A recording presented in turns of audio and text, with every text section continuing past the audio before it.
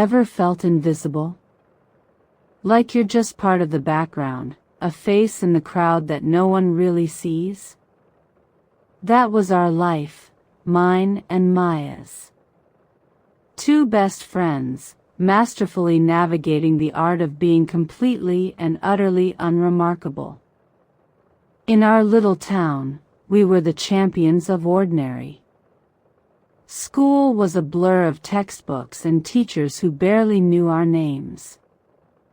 Weekends were spent in my room, debating which movie we'd already seen a dozen times, or creating epic backstories for the squirrels in my backyard. We weren't unpopular. That would require people to actually notice us enough to dislike us. We were just there. Ghosts in the hallways of our own lives. You know, Maya said one rainy Tuesday, staring out my window, if we vanish tomorrow, the only one who'd notice is the pizza delivery guy, and only because his tips would go down. I laughed, but it stung, because it was true. We felt like two zeros in a world full of ones and tens.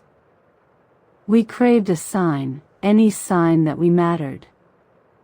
We just never expected to get one. It all started at the town's annual Founders' Day rummage sale. A glorious collection of forgotten junk that everyone pretended was priceless history. We were there, as usual, not to buy anything but to people watch and invent dramatic life stories for strangers. That's when Maya spotted it, tucked away under a dusty pile of old maps. It was a small, ornate wooden box, no bigger than a book. It wasn't flashy, but there was something about the intricate carvings, a swirling pattern that seemed to pull you in. The old woman running the stall just waved her hand. $5, dears. It's been in my attic forever. Back in my room, the box sat on my desk, looking strangely out of place amongst my clutter. Probably just full of old sewing needles, I said, trying to manage our expectations. Maya, ever the optimist, was already trying to pry it open. But there was no keyhole, no latch. Just smooth, seamless wood. Frustrated, she tapped a rhythm on the lid, the same silly beat we'd made up as kids. And then, something impossible happened. A soft click echoed in the quiet room. The swirling pattern on the box glowed with a faint blue light, and the lid slid open. Inside, resting on faded velvet, was not a sewing kit but a single, smooth gray stone, and a tightly rolled piece of parchment. My hands trembled as I unrolled it. The ink was ancient, the handwriting elegant but frantic. It wasn't a letter. It was a warning. It spoke of a silent shadow, a creeping darkness that fed on apathy and despair, poised to swallow the world. It talked about a coming celestial alignment that would give the shadow unstoppable power. And it said the stone, the Heartstone, was the only thing that could stop it. It had to be taken to the sunken city of Eridor to be recharged before the final eclipse. I stared at Maya, my heart pounding a frantic rhythm against my ribs. This is a joke, right? Some elaborate prank? Maya was pale, her eyes wide. Look at the box, Chloe. Look at the stone. The Heartstone was now pulsing with a soft, warm light in sync with my own heartbeat. It felt alive. The sunken city of Eridor? I scoffed, my voice shaky. That's a myth. A bedtime story. Maybe it's not, Maya whispered, her gaze fixed on the parchment. It says the path is revealed only to those unseen by the world, for their hearts are untainted by pride.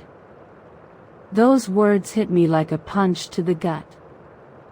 Unseen by the world. Us. The nobodies. Was this our sign? Or were we just two desperate girls falling for a fantasy? We argued for hours. I was terrified. We were Chloe and Maya, not some epic heroes. We couldn't even get picked for dodgeball, let alone save the world. But Maya held the stone, its warmth seeping into her palm. What if it's real, Chloe? What if we do nothing, and the world ends? We've spent our whole lives feeling useless. What if this is our one chance to not be? Her voice was filled with a desperate hope that both scared and inspired me. In the end, her crazy, terrifying logic won. We were nobodies. What did we have to lose? The parchment was more than a warning. It was a map, a series of riddles. The first led us to the old town library, to a specific book in a forgotten section. Inside, a new clue pointed us toward the abandoned observatory on Whisperwind Ridge. Each step was a puzzle testing our knowledge, our wits, our ability to see things others overlooked. Our talent for being invisible suddenly became our greatest asset. We could slip through places unnoticed, overhear conversations, and find hidden details because no one ever paid us any mind. But we weren't alone. As we solved the first few riddles, we realized we were being watched.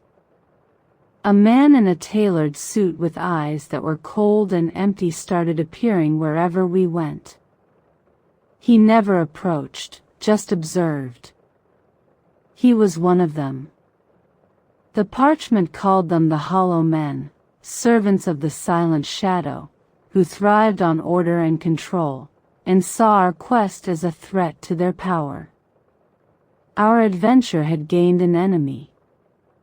The real test came when we had to find the entrance to the sunken city, which the riddles hinted was hidden within the deepest cave of the coastal cliffs. The cave was a maze of dark, dripping tunnels. I'm claustrophobic. My breath hitched, and panic began to set in. The walls felt like they were closing in. I can't do this, Maya, I gasped, my legs freezing. I can't. Maya grabbed my hand, her grip firm. She didn't say, "Be brave," or "Get over it." She just looked at me, her eyes steady in the dim light of our flashlight. "Okay," she said calmly. "Just look at me. Don't look at the walls. Just me. One step. That's all. Can you take one step?" And I did. One step, then another, my focus entirely on her, her voice guiding me through the suffocating darkness. We found it. A wall of rock carved with the same swirling pattern as the box. Maya placed the heartstone into an indentation in the center. The ground rumbled, and the wall slid away, revealing a breathtaking sight.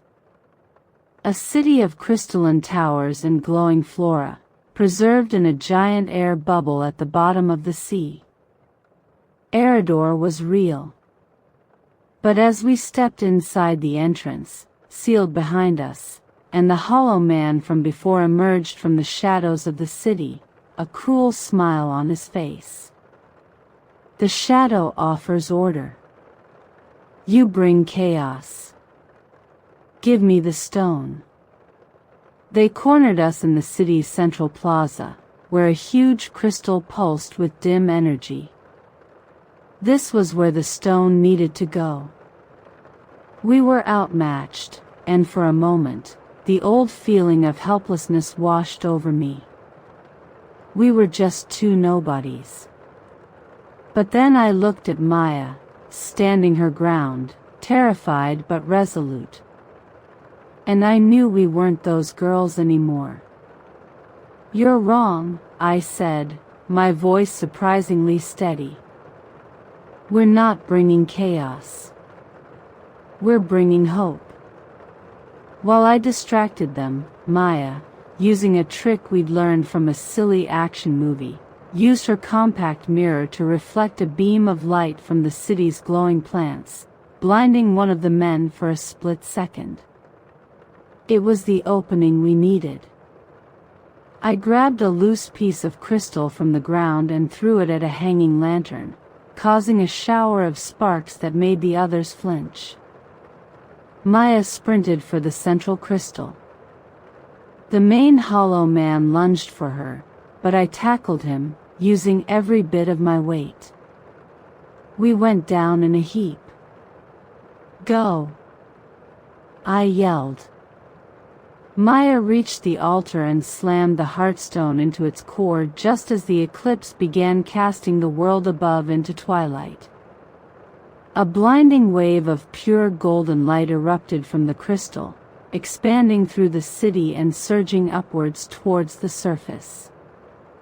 The hollow men screamed as the light hit them, dissolving them into nothing but dust and shadows. The light washed over me, warm and powerful, and I felt a sense of peace I'd never known. The silent shadow was broken. When we finally found our way back to the surface, the world was the same. The sun was shining, people were going about their day, completely unaware that their entire existence had just been hanging by a thread. No one threw us a parade. There were no headlines. To everyone else, we were still just Chloe and Maya. But as we walked home, something felt different. We looked at each other, and we didn't see two invisible girls anymore. I saw a hero who faced her deepest fears in a dark cave. She saw a friend who would tackle a monster for her. We didn't need the world to see us. We saw each other. And we finally saw ourselves. Our worth wasn't about being noticed. It was about showing up when it mattered. We were the girls who saved the world. And that was a secret worth keeping.